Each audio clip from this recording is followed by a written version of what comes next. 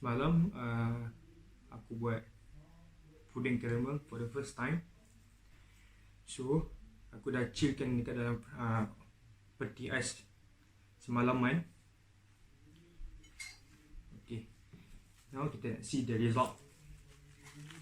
Jadi kita aku punya puding caramel. Okay,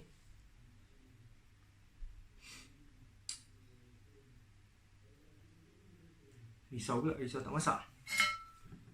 Okay, make sure pisau yang kau guna tu fleksibel kalau nak buat keluar puding caramel tu. Okay, bismillah.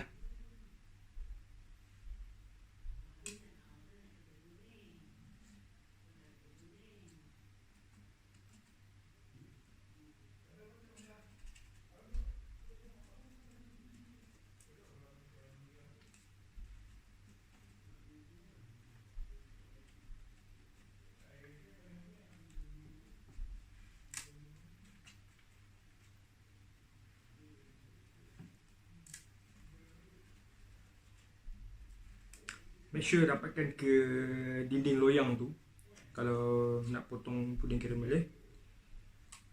Okay,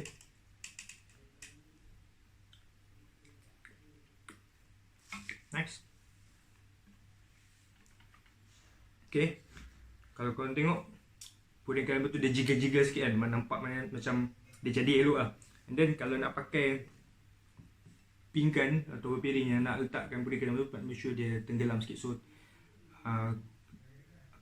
gula yang kita bakar tu dia tak melimpah ke tepi. Okay, the moment of truth.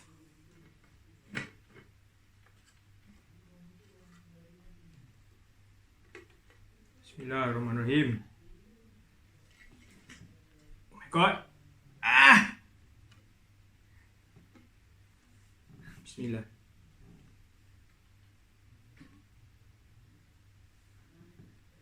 Wow! Wow! Damn. Tada!